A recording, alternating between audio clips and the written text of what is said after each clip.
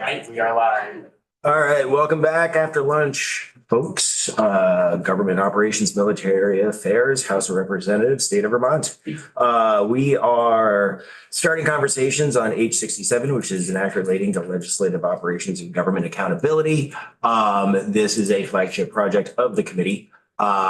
We did work on it last year. We are going to start refining the proposal a little bit.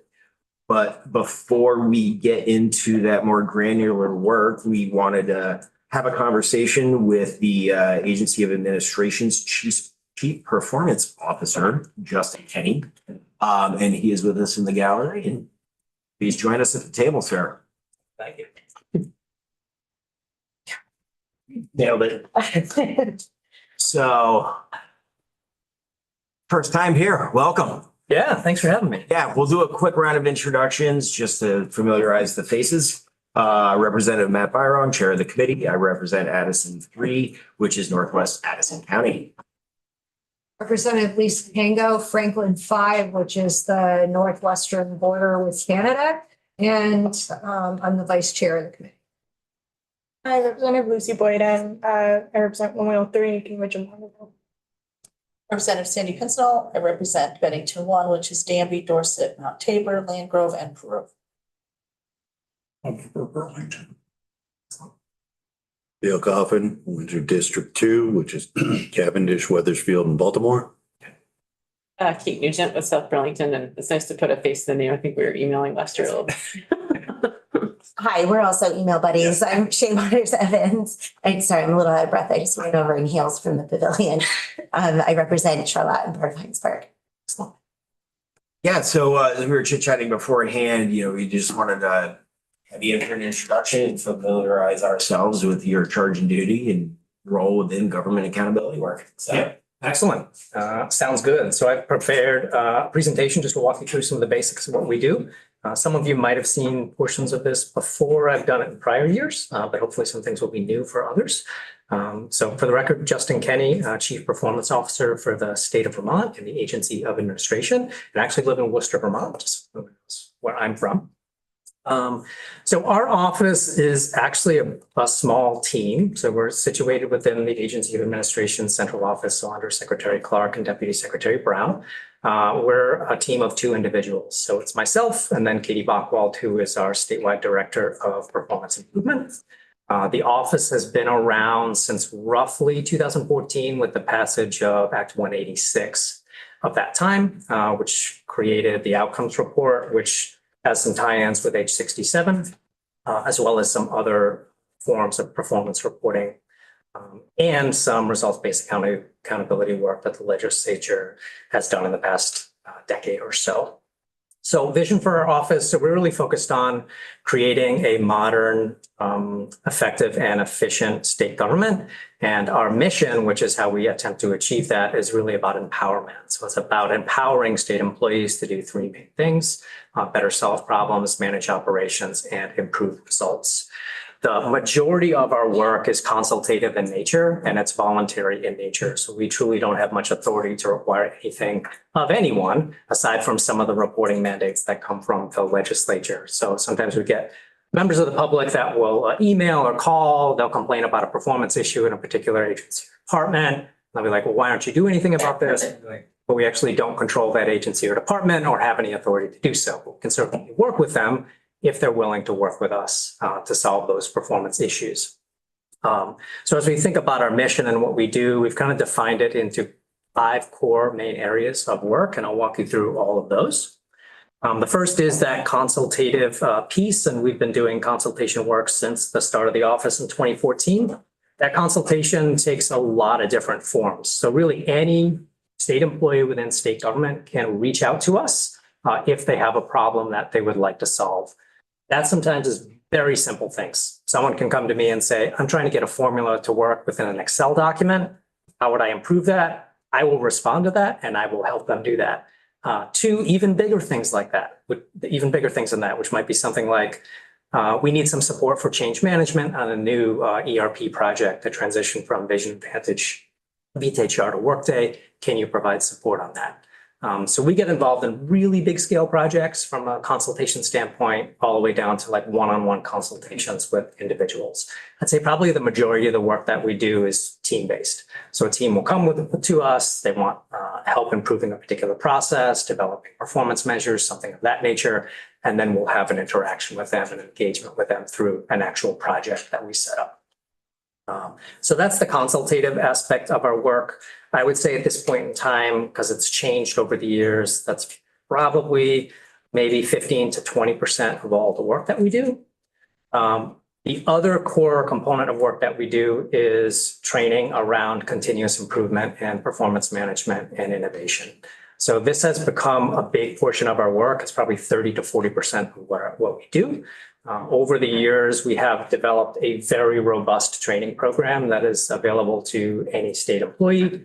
It includes 34 different courses that staff can take. So about half of those are recorded in our learning management system. Folks can take on demand anywhere from 30 minutes to an hour and a half. And then the other half of those are live on demand courses, instructor led by myself or Katie. And those span from usually 2 hours to 4 hours. You can see maybe a little bit on here. We touch on a lot of different topics. So we're really focused on operational excellence. So we cover scientific thinking, analytical skills, how to better solve problems, different structured problem solving tools that folks can use to solve problems. If folks have ever heard about Lean, we train on like aspects of Lean, performance improvement, as well as aspects of results-based accountability. And then we also get involved in quote unquote, some of the like softer side or people side of the equation. So how do you actually facilitate conversations? How do you better manage meetings? How do you manage a team for better performance at a team level versus an individual level? Last year, we had 941 unique individuals participate in our training program, which is quite a sizable chunk of the state of Vermont, which is anywhere between 8,000 and 9,000 employees. So we're pretty happy with that. And that does not include the intro to continuous improvement training that's required as part of onboarding. So this is just people voluntarily signing up to take our trainings.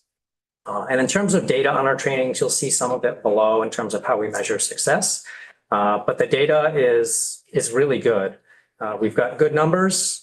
We've got great satisfaction with our training program. And we also measure whether people are attaining any sort of increase in knowledge, skill, or ability. And that continues to be high. And we even measure whether people are utilizing the stuff that we're teaching them to make government better, which also is very high. So we're seeing very good results in terms of what we're getting out of our training program.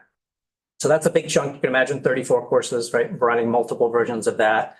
We have at least 1 or 2 courses that we're running every single week. A couple years ago, we decided that we wanted to ameliorate that training program with additional training program that's focused on technology, which seems like an interesting choice for us. But what we were finding is that a lot of staffs, what they would imagine in terms of processes being better was limited by their current knowledge of what technology existed and what that technology could currently do. So we realized that training in the technology suite that people have at their disposal, most of the Microsoft Office 365 products, as well as some Power Platform oriented things, if we could train people in utilizing those skills, we would see pretty instant and pretty massive productivity gains in terms of what they were doing. We realized that there wasn't a lot of technology training that was happening around the state. So if you're a new employee, you come in, you're sat down, expectation is kind of, you know how to use Word and Outlook and Excel and all of those things. And the reality is that some folks really don't. They might know the basics, but they might struggle and take a lot of time to do something that could potentially be done in a much shorter period of time. So we transitioned into this training program. We have 2 different badges that work on this Excel. There's 12 courses in that. And then we just launched a SharePoint training program since we have so many staff that are utilizing SharePoint. And that's a 6-course progression. And then we'll have additional ones on top of that. So right now that's 18 courses that we're training on top of those additional 34 courses. So again, training, making up quite a bit of the work that we do. And we've seen a lot of success. We have many stories of folks who have been working on something in Excel that takes them maybe 4 hours a week to do, and that gets cut down to 15 minutes just because they learn all of these additional functionalities and features. Just fantastic. I'm super excited when that happens. On top of that, we also have what we call communities of practice. And this is something new we started maybe 2 years ago, 3 years ago. What we were finding is that just because someone took a training doesn't mean they actually have competency or proficiency within that particular topic.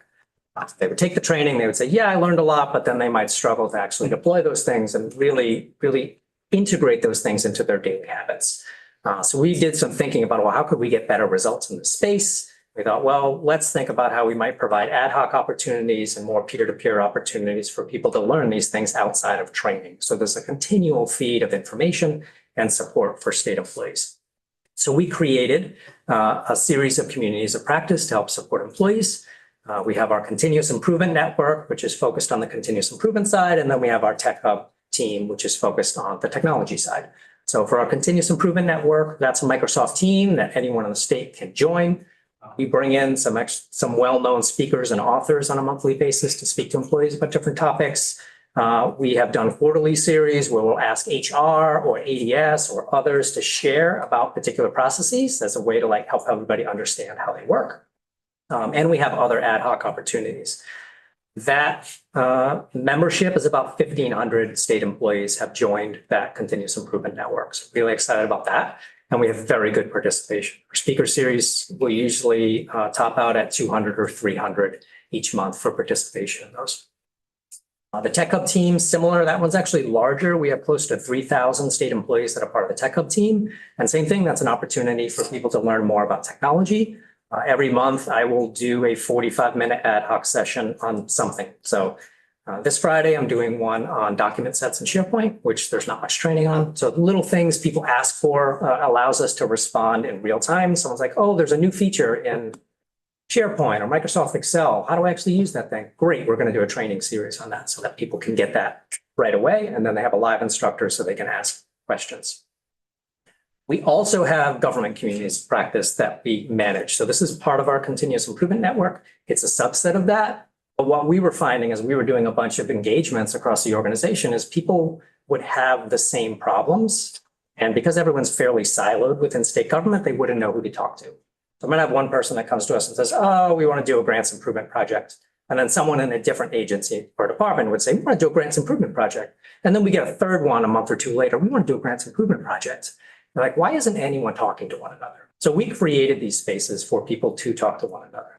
So we have communities for accessibility, artificial intelligence, community engagement, financial services, grants and contracts, project and change management, and workforce and organizational development. These are run by volunteers within the state. Usually there's 2 co-facilitators, so they'll run monthly meetings and we have channels set up within Microsoft Teams for people to chat. So it's a great opportunity for people to connect across the entirety of the organization and to learn from subject matter experts when they have a question. And a great benefit of this is if someone does have a question versus sending an email to someone in DHR or finance and management, let's say, and getting one response, they ask that in the community and everybody in the community benefits from that response. So rather than one person getting a response, we have hundreds of people that are now getting an answer to that question that they probably had. We just never thought to actually ask it. So those government communities of practice are really well attended. Participation in those is usually 100 to 150 each session that's run, and people really love those. And we've seen those as a great way to connect people across state government. And then the final piece of what we do is state outcomes and performance reporting. So this is going to have that tie-in with H67. So there's 2 requirements for us. Essentially, we've got the annual outcomes report, which is something that we've been producing since 2014. Used to be somewhat the responsibility of the Government Accountability Committee. And you can think about that report as essentially a report that will give you information about trends across Vermont's landscape for its people and for its systems. So it's really high level data. It's not data about the particular performance of a given program. It's really high level. So it's looking at teen pregnancy rates or recidivism rates or a variety of different health indicators, average median wage, like those types of things are included in that report, almost like census level data, right? It's not the ownership of any particular program or agency and department. It's information about all of Vermont. And what I would say I really like about that report, even though it needs to be updated because it hasn't been updated in terms of indicators since 2018. I mean, new data, but no one's ever said we need to update this. There's nothing on housing. There's nothing on higher education. All of those things are not included currently. You don't have a, wow, housing not in there? Yeah, there's not that much. Wow. Yes. Yes, right. No, I was just like, okay. Yeah, so when I look at it, I say there's a lot missing that would be really helpful to have here. Alright. So what's really nice from my perspective is that it's a centralized repository across multiple sectors. If you wanted to find this information, you would probably have to go to multiple agency and department websites. This is nice. It's all in one place, right? And while it's limited in terms of what's in there, I think it's 60 or 70 different indicators. It's one place you can see it all and see the trend lines and see how they're It's going. like central warehouse for all that. Yes. And that's really the intent is like, what are the trends that are happening that we, all of us collectively, should be potentially responding to? That's the We haven't intent. updated the integrated trends since pre-COVID. Right. Yeah. So the data's in there for the ones that exist, but no one's taken a hard look and say, is this the right indicator or not? And what's missing, which I would love H67 to tackle. We flagged that for our Okay, excellent. discussion. That's fine. Yeah, a lot of thought. We had a lot of reaction on that one. We went there, yes. And this may be something that is coming up later, but just wondering, yeah, how the decision gets made about what goes in there. Is that from the legislation? It's in the legislation. There's not much ownership over it. That's one of the issues that I have is it leaves it open for any legislative body or me to basically say we want these indicators added. As the as the current legislation, I would say works, is that it doesn't really give ownership. What used to be the Government Accountability Committee, I would say, didn't really give them ownership. It was more like they were in this responsive or reactive mode to other people that might bring them stuff, which never really happened. And I would love them to take more of an active ownership role or like looking at the indicators maybe every biennium and determining what needs to be added or taken off with consultation from others. But there was no true ownership of it. And that was one of the issues I had with it. That's so interesting. Yeah, like more clarity around, yeah, and the much better than results-based accountability. Yeah, for populations, yeah. Yeah. Services. So that report we do every year. We gather the data from the various agencies and departments who are responsible for it. I have one, who does that report get delivered to? I mean, we get a ton of reports delivered to us. Are we Yes. one of the houses Yes. that it gets delivered to? Okay, Yeah, wonderful. it's appropriations and GovOps. Okay. Yep. And I think it was out to the full General Assembly is how it's written. But it goes out September 30th. So, Oh, it's one of the early ones. right. Gotcha. Yeah. Okay, Yeah, you would have gotten it a while then. Yes. thank you. So that's the outcomes report, and that's supposed to give us information about what we call population level accountability. That's why it's that high level trends across Vermont. And then we have the performance measure report, which is where we get into the nitty gritty of government programs and what they're doing. So the focus of that report is measures that tell us something about quantity, so volume of work that's getting done, measures that are going to tell us something about the quality of work that's getting done, and then measures that are going to tell us something about the results of each given program. This report is an interesting one. So it's actually in Act 186 of 2014 and was written in there as a pilot report that the Chief Performance Office would provide on behalf of the Department of Finance and Management. Over the years, it's been kind of blended with the budget. And it became known as like the Programmatic Performance Measure Budget Report, or was tying budgetary items to performance measures. And that didn't quite work out that well. So this past year, we actually separated them again. So we've got a performance report that we're providing. We have over 200 different programs, 300 different programs that are providing measures, almost 1,000 different performance measures now. And we've separated it from the financial aspect, which is just the budget process, which plays out.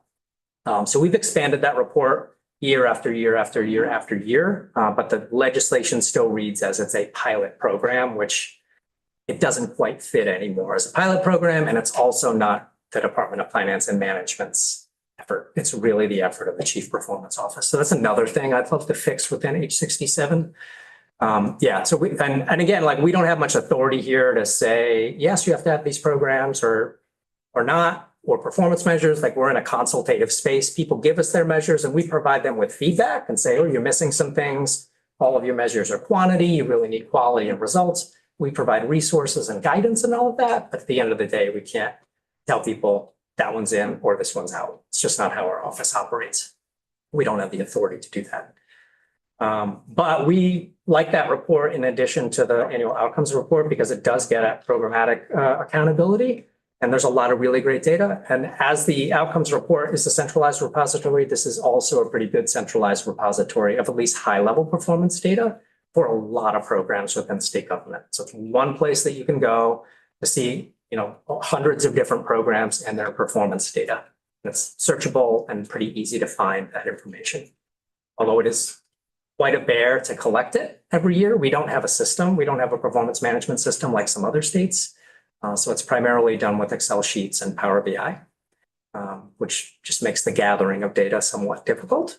But we produce it and we're happy with the product. Always room for improvement. Obviously, we want more programs. We want higher quality data, doing a lot of work in that space. But as I look around at what other states are producing in terms of performance measure reports, I would say we're one of the best. We're providing more data than many other states, even Washington included in that. So we're doing pretty well in that space. So that makes up the majority of what we do. We also do random ad hoc projects, other duties as assigned. So things that come up, people ask us for assistance with, we do those types of things where we just think about new work that we could do. Primary measures of success. So this would be what's in our performance report. So number of unique staff who are participating in training, their knowledge, skill, and ability, whether they actually are using any of that stuff. We have a training net promoter score. We're also looking at our communities of practice. We're looking at the number of engagements. How many self-reported continuous improvement activities do we have? So we have a form for people to report improvements that they've made in their programs or processes, and we collect those and share those out with the rest of the organization. And then there's other measures that we've been thinking about in terms of some of the performance management work that we're doing. How many programs are in our performance report? How many trends are increasing? Those types of things as well. So we really have gobs and gobs of data in terms of what we do. If there's any additional interest in that. But I think that covers everything with a minute to spare. No, you nailed it. No, thank you so much. This is certainly useful for us better understanding what's out there. Right? And I very much have taken a look within the work of this bill. Yeah. What is enumerated for data collection within the charge of the report itself. Yeah, I would love to work with you to update that. Yeah, I'd love to come back. And what I would say is if folks haven't looked at the original, I have it here printed, the original charge of the Government Accountability Committee, I would suggest you take a look at that. I think the intentions there were right. I feel like H67 has gone quite a bit away from that. Currently, it feels like it's a mirror of the auditor's office within the legislature. But the original charge was spot on, in my opinion, in terms of what they were trying to do, like create a culture of accountability and data-driven decision-making in the legislature. I think we probably all want that. But of course, that committee was an off-session committee that met only a few times every year, and that charge was way too large for them to ever do. So it was just unattainable. Yeah, no, and we also plan on doing like a pretty substantial reworking of the bill in its current form. Cool. So this is not the end of the conversation, it's just the beginning. Wonderful. Yeah. Do we have any questions from the table? Rep. Nugent, no, please. I was just wondering how you got into this work and what drew you to it. How much time do we have? It's a long, circuitous path. So I actually have an environmental science major, focused in ecological design. So I worked in the environmental world for a while from my Youth Conservation Corps. I managed the Winooski Natural Resource Conservation District, and then came to the state in 2013 to be the green infrastructure coordinator. So working on natural systems related to stormwater.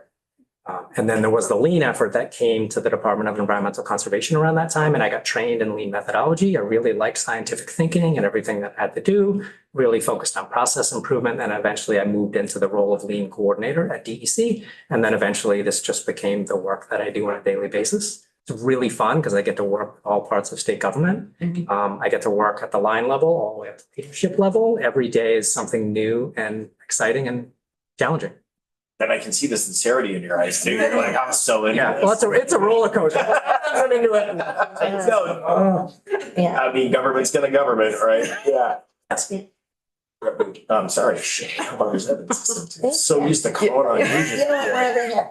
It's like I know, point two and shoot. questions in one. So I have a couple questions. The first is, so when you say like, for instance, somebody has an issue with an Excel spreadsheet and they call you or email you, do you know everything or do you, like everything there is to know, or do you find people to connect them to give the answer? Yeah, I know a lot of stuff related to the tools. I would say I'm probably like a product owner because I use the tools all the time for my own improvement work within our office. So we got to know this stuff to be able to help people. So I know a lot of stuff, but I don't know everything. Mhm. So if I don't, then I would reach out to other subject matter experts. But that's one of the benefits of the community of practice is someone will post a question. I don't have to be the one to respond.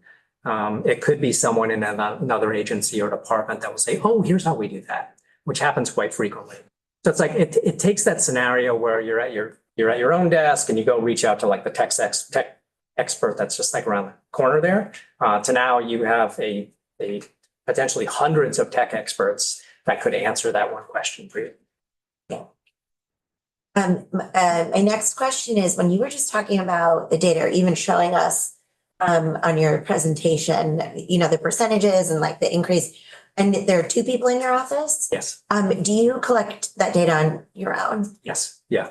And as we're working on this book, we're hearing a lot from people about concerns about the time and effort and expense that it takes for data collection and to make sure that it's accurate and that it's useful and that it's being looked at through the correct lens and all that stuff. We don't need to do a huge deep dive into it, but can you speak to that a little bit? Because it seems like a lot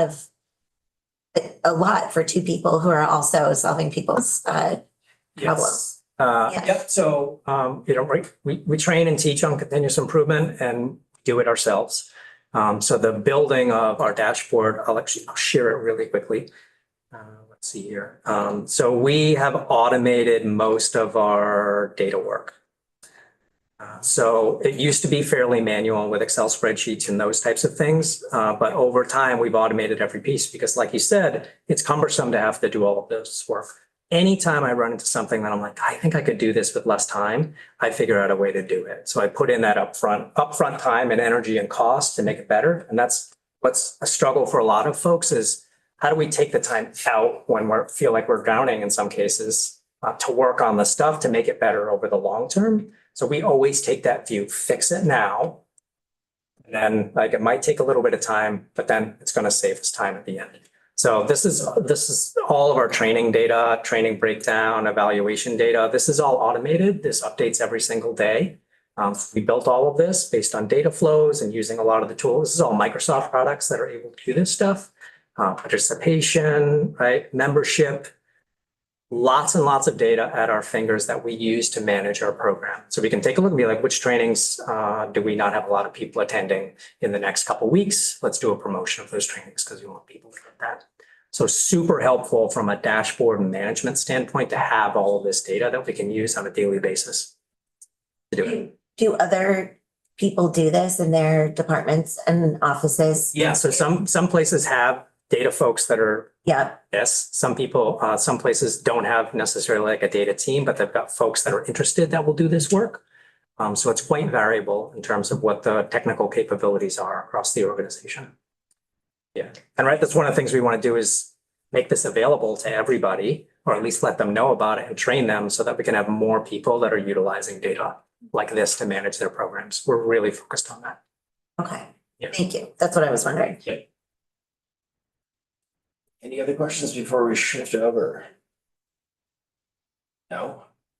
Thank you kindly for the time and the education on your workings. So no, we will definitely be in touch for further work on this subject with you.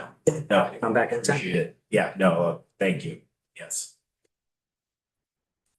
So interesting. Thank you.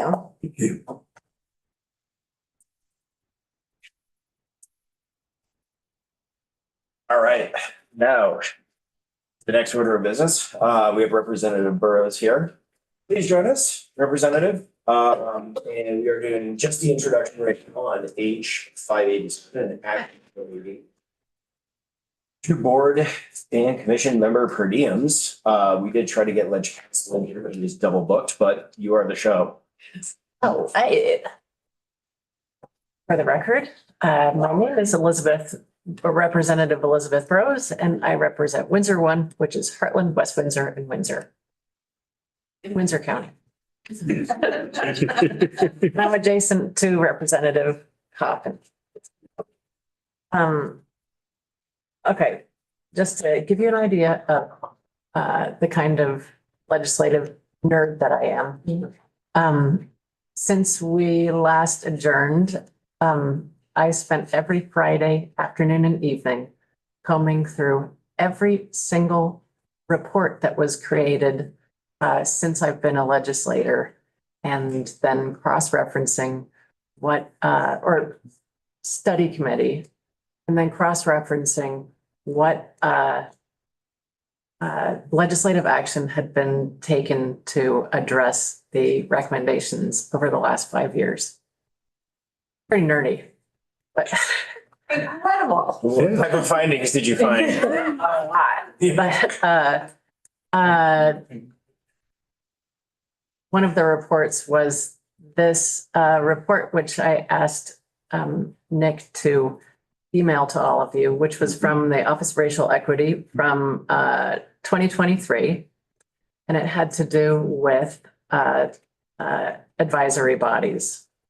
And I put in a bill that does not even come close to representing the recommendations from Director Davis from this report. But it does represent in various conversations that I have had with others about the problem of study committees.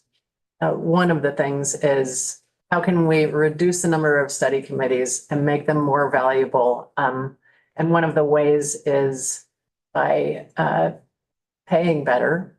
In fact, the $50 per diem, which is a whole per diem, regardless of the number of hours that's put in on a study committee. So that $50 could cover a 2-hour meeting, in which case it would be a reasonable amount of money, especially if you have to travel a long way to attend that meeting. Or it could also cover an 8-hour day. It's still $50. And that amount has been in place since 2007. And that amount has never been updated since 2007.